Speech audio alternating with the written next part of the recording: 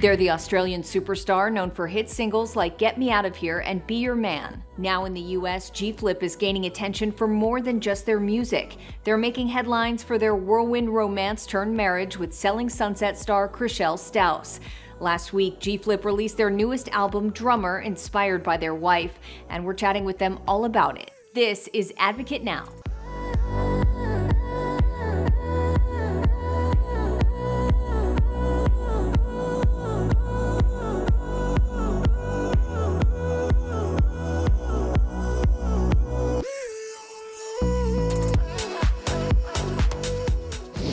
Congrats on your new album, Drummer. Tell me about this album and how it differs from some of your previous music. Yeah, so I guess like the title implies, the album has a lot of drumming in it. Drumming is my first instrument. I started playing drums when I was 9. I only started singing like in my early 20s. So the album is everything I wanted as a kid. I always wanted a pop rock album that was very drum focused, and growing up looking at pop stars, there was never a pop star that's main instrument was drums. So I always dreamed of that, having a pop album that is drum focused. So that's what it is.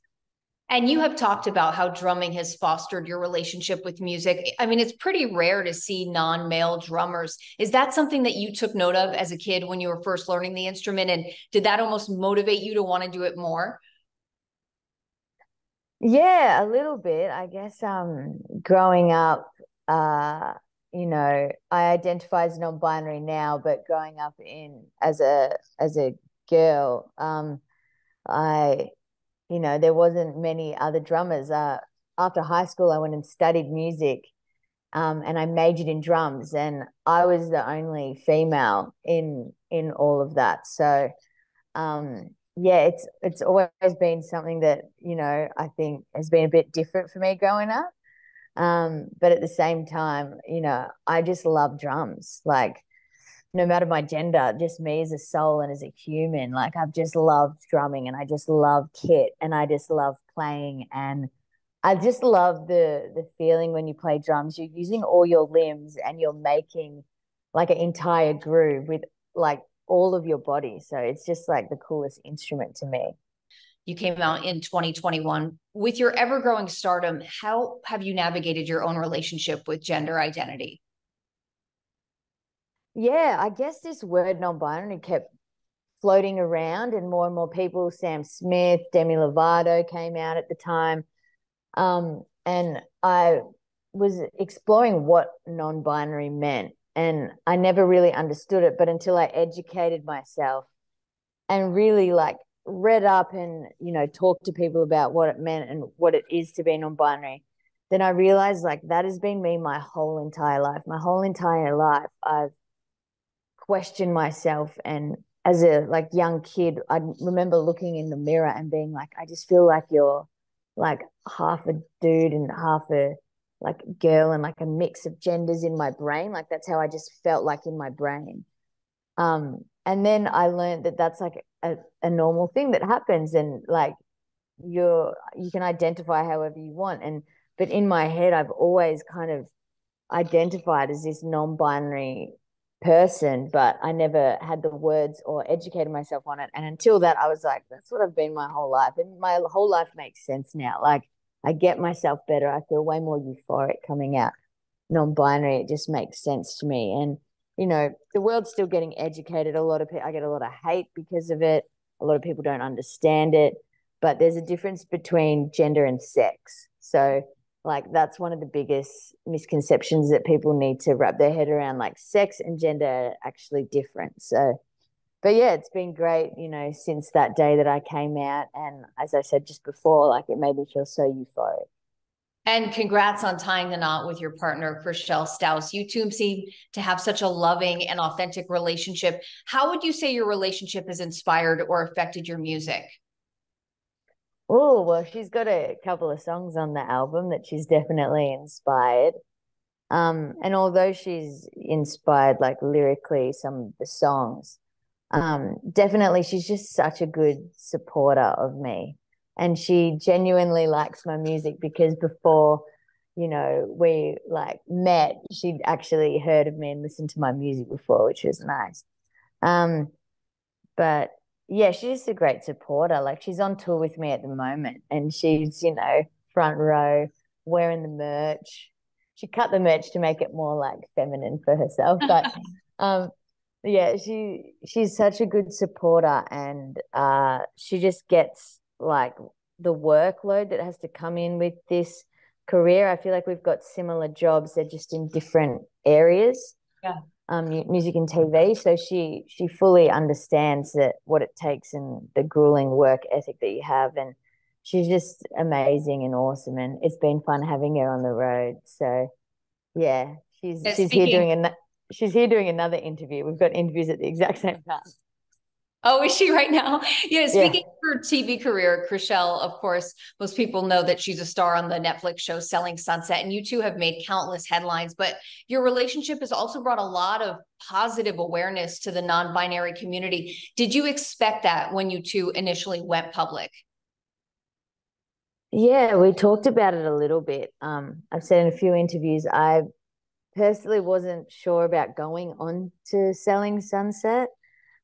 It just, you know, it just didn't feel like my kind of thing or something that would just be in my future. I worked so hard just being a musician and I like becoming a reality star was a little bit strange to me. Um, but then we did have big chats about how, us being a queer, healthy couple, me being non-binary on a show that gets so many eyes on it and how that can change and impact the world. Um, and, after having those chats, we were like, wow, you're put in a position where you can actually, really help people without even knowing by just showing up.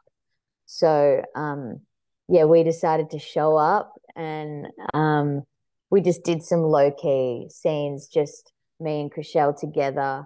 But the impact we've felt already straight away when the season aired, we had an influx of, hatred, but also really, really lovely, beautiful messages from the non-binary and trans community and the LGBTQIA plus community, sending us love and saying how important it is. And I just know growing up how representation is so, so important. So, you know, giving our best to represent, our community is all we could do. So we decided to do it no matter how much flack we were going to get because of it. And you have become such a powerful voice for the non-binary community, the queer community as a whole. I want to talk about your song Waste of Space because it's such a beautiful and honest recount of your own experience as a non-binary person. Why did you want to release that song? And were you hesitant at all to be so honest with fans? Yeah, I feel like in my music, I'm always very honest. It's kind of like reading my diary. I always just say it how it is. And lyrically, I'm not super poetic, like using imagery and stuff. I just kind of say it how it is. So when I wrote Waste of Space, I just thought about, what I was like as a kid and not fitting in and not understanding myself. And I wanted to write a song based off that. And then I released this song on International Non-Binary People's Day, which felt really good to do. So yeah, and the whole music video for it, the whole production crew, they're all non-binary and trans. So, and then everyone involved as cast were all non-binary as well. So it just felt like a very honest song and a raw song. And I haven't heard that many songs about being non-binary personally. So I thought that it would have been nice for the non-binary community to have a song that they can connect to. Yeah, absolutely. And speaking of representation, you're going to be headlining the Dinah in September. It's one of the largest queer events in the world. Are you excited about that? Tell us about it. Yeah, I guess growing up in Australia, we always heard of this in the queer community, the lesbian community. Always hear about this Dinah Shore, this like big party where all the queers go and they have fun and they celebrate and dance and hook up and drink and everything. So growing up, I always heard of this Dinah. So it was pretty funny getting the email and hearing from my team that Dinah want me to play, like without even knowing what the offer is, what my set time, anything. I said yes. So I was like, absolutely. It's like a bucket list kind of thing for me. So yeah, definitely excited for that. I think it's great for the community, and a lot of my fan base are LGBT, so it always feels nice to have an inclusive, safe space that we can all just celebrate ourselves and, be exactly who we are. So I'm definitely very excited for Dinah. It's actually also my birthday, the day I'm playing. How crazy is that? So crazy, so good. That's perfect timing. When people hear your music and they tell you that they feel seen or understood by listening to your music, what does that mean to you?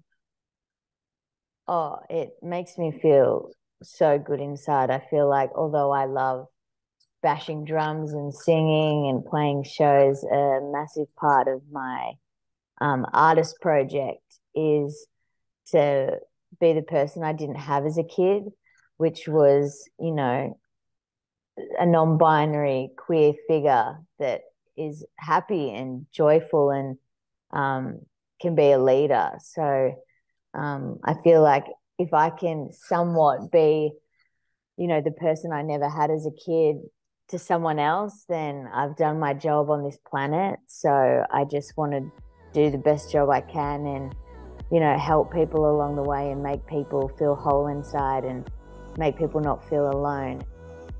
I'm Sonia Baghdadi. Thanks for watching and advocating. For more stories and content like this, visit advocate.com and advocatechannel.com.